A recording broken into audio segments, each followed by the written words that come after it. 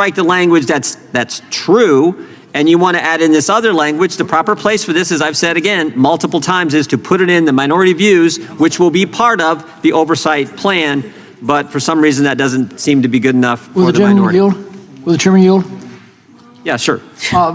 Just to pursue this point for a moment, this claim that this was fact-checking, wasn't this a suppression of New York Post reporting on the genuineness of the Hunter Biden laptop, which included the most incriminating evidence against a president involving family influence peddling that I think has ever been produced, and it turned out to be true. So what they were actually doing was suppressing facts, not checking them. Suppressing facts and doing violation to the First Amendment and free speech rights of Americans. Who seeks recognition? Gentlelady, Ms. Crockett is recognized. Thank you so much, Mr. Chair. It's so interesting to me that we all swear an oath to the Constitution, and we say that we take that oath seriously, but when it comes into actually doing something that looks like preserving that oath or looks like preserving the Constitution, we get a little wobbly, and I'm not really understanding what's going on. Freedom of press doesn't look like kicking out the Washington Post, or actually the Huffington Post has been kicked out. We know that the Associated Press has been kicked out, and now the Washington Post is not going to allow for op-eds in any way if for some reason they criticize the sitting president of the United States. What this is starting to feel like is a smaller version of Russia. And I am trying to tell you that we are nothing like Russia. We are not supposed to be like Russia, but that is what we've got going on. And I'm sorry, I know that some of my colleagues still struggle with answering the question of who won the election in 2020. And you may have felt a way when you had social media checking people and saying, no, Trump did not win the election in 2020. That is absolutely factual. And unfortunately, because some people got all riled up because they believed the lies, they ended up getting locked up because they decided that they were going to believe the lies. They ended up at the Capitol on January 6th, and they were trying to tear this thing apart because they felt like their country was falling apart in front of their eyes because for whatever reason, there were people in power that were peddling a lie about the election. We also know, and some of y'all may still say that COVID was a hoax. COVID wasn't a hoax. Tell that to the over 1 million people that died under Donald Trump's first watch. It wasn't a hoax. So no, I do believe that it was okay. In fact, I do believe that it was ethically right for social media to check people because you had people that didn't know anything about science and decided that they were going to put out whatever lies or propaganda or conspiracy theories they wanted to, and people died.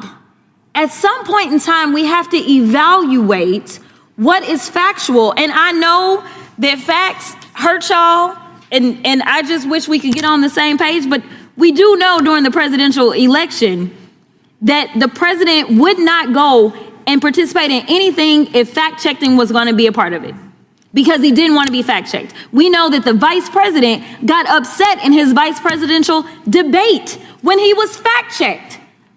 It used to be a time in this country that we as members of Congress or elected officials thought that it was okay to just tell the truth.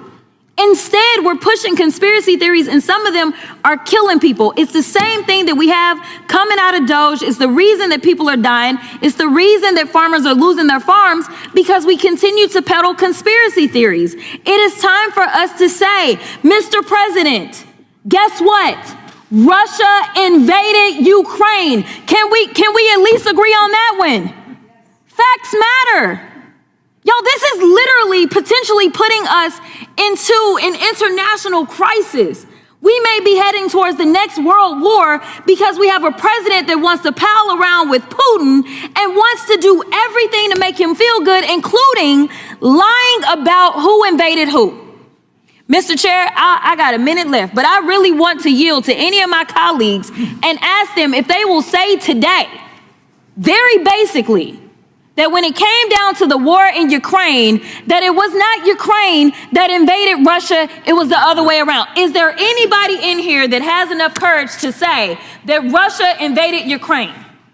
You can have my time. And this is yet the problem. This is the problem. That is not infringing upon free speech. Will the gentlelady yield? I will yield to the right.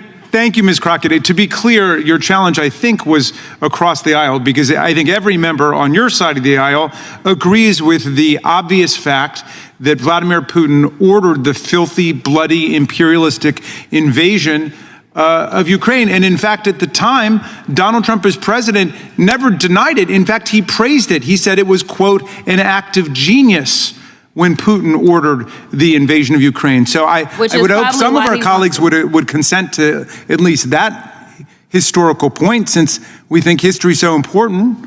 There are people who want to relive that in our oversight report. And therein lies the problem. The time of the gentlelady has expired. The gentleman from California is recognized. I'd yield to the chairman. I just wanted to make a point. We've talked, gentlelady, previous speaker talked about factual information. We've talked about fact-checking. Fact-checking. You know what fact-checking is truly supposed to be in this country? The First Amendment. Not some expert who can sit on and look at posts and tweets and different things and say, oh, that's not factual, take it down. That's not how it works.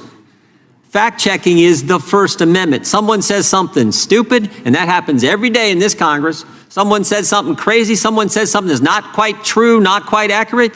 You know what the fact check is? Someone says something else, and you have debate. That's what we do in this committee every day. And this is the committee who's supposed to protect that fundamental fact. Real fact-checking is the First Amendment. Our Supreme Court has been clear about that. You don't like certain speech, the best speech for wrong speech is more speech.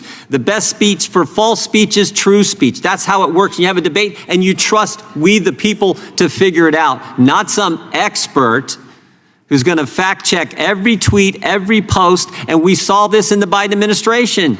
We're seeing it in Europe now. We're seeing it in Brazil. That was the first bill we dealt with from the gentleman from California, his good legislation that we all agreed on. We're going to work on and put a good bill on the floor.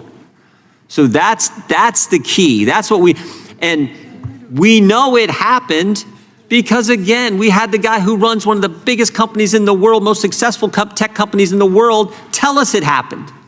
We had on the third day of the Biden administration an email from the White House to Twitter saying, take down this tweet ASAP. The government telling a business to take down a tweet, and a tweet, ironically, was from RFK Jr., who was going to be running for president against the guy in the White House. So he was saying, take down the speech of my opponent. That's not how it's supposed to work in this country. That's what we're concerned about. That's why it's in our oversight plan. And if you want additional things to look at, again, put them in your viewpoints. We're happy to accept them. We'll take everything Mr. Raskin has said today, everything the gentlelady from Texas has said today. We'll take everything the Democrats said. You want to put all that in your plan? Put it in your plan. That's fine. That's how it works. But no, that's not good enough. That's not good enough. I yield back to the gentleman from California. I thank the gentleman. And back to the point of... Today's House oversight hearing turned into an all-out war of words over truth, free speech, and the limits of political accountability.